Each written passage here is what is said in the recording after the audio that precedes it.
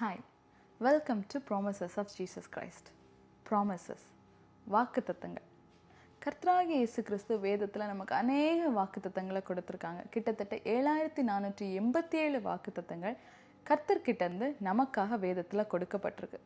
இந்த வாக்குத்தத்தங்கள் எல்லாமே வேறு வேறு இடத்துல வேறு ஆட்களுக்கு வேறு சிச்சுவேஷனில் கொடுக்கப்பட்டது தான். ஆனால் நீங்கள் எல்லாத்துலேயும் ஒரு காமன் விஷயத்தை கவனிச்சிங்கன்னு சொன்னால், இந்த வாக்குத்தத்தங்கள் எல்லாம் அவருடைய பிள்ளைகளுக்கு, அவர் பிளஸ் பண்ணணும்னு நினைக்கிற பிள்ளைகளுக்கு, அவர் கேர் பண்ணுற பிள்ளைகளுக்கு, அவர் கைட் பண்ணணும்னு நினைக்கிற பிள்ளைகளுக்காக தான் கொடுக்கப்பட்டிருக்கு. ஸோ நம்மளும் கர்த்தராகிய இயேசு கிறிஸ்துவை சொந்த இரட்சகராக ஏற்றுக்கொண்டு அவருடைய வழியில் நடக்கும்போது இந்த வாக்குத்தத்தங்கள் எல்லாம் நமக்கும் சொந்தமாகுது. நமக்கு சொந்தமாகிற இந்த வாக்குத்தத்தங்களை நமக்குன்னு எடுத்துக்கொண்டு ஜெபிக்கும்போது நம்ம வாழ்க்கையில் இந்த வாக்குத்தத்தங்கள் எல்லாம் நிறைவேற ஆரம்பிக்குது.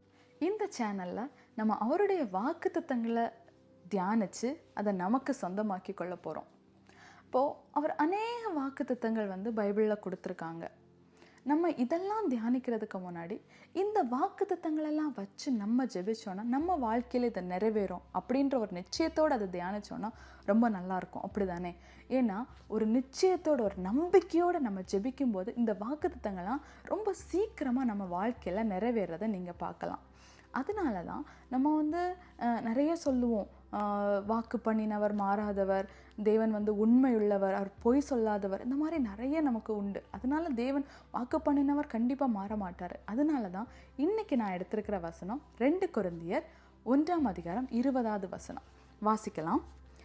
எங்களால் தேவனுக்கு மகிமை உண்டாகும்படி தேவனுடைய வாக்குத்தத்தங்கள் எல்லாம் இயேசு கிறிஸ்துவுக்குள் ஆம் என்றும் அவருக்குள் ஆமேன் என்றும் இருக்கிறதே. எவ்வளவு அழகான வசனம் பார்த்தீங்களா?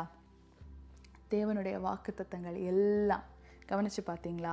ஒரு வாக்குத்தத்தமோ 2 வாக்குத்தத்தமோ இல்லை குறிப்பிட்ட நம்பர்ஸோ அதில் கொடுக்கப்படலை. தேவனுடைய வாக்குத்தத்தங்கள் எல்லாம்.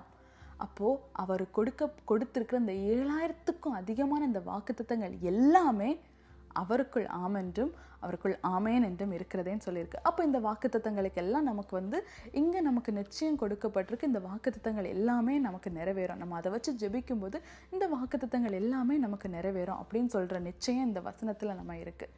இன்னொரு விஷயத்தை இந்த வசனத்தில் நீங்கள் கண்டிப்பாக கவனிக்கணும். நீங்கள் பைபிள் வாசிக்கும்போது ஒரு வசனத்தை பார்க்குறீங்க, நான் இன்று முதல் உங்களை ஆசீர்வதிப்பேன் அப்படின்னு சொல்லிட்டு, ரொம்ப நல்ல வசனம், நல்ல ஒரு வாக்குத்தத்தம், நம்ம ஜெபிப்போம், இதை வச்சு ஜெபிப்போம், நம்ம வாழ்க்கையில் எல்லாமே ஆசீர்வாதமாக நடக்கும் அப்படின்னு நம்ம நினச்சி ஜெபிச்சோன்னா நம்ம ஏமாற்றத்தை தான் பார்க்க முடியும்.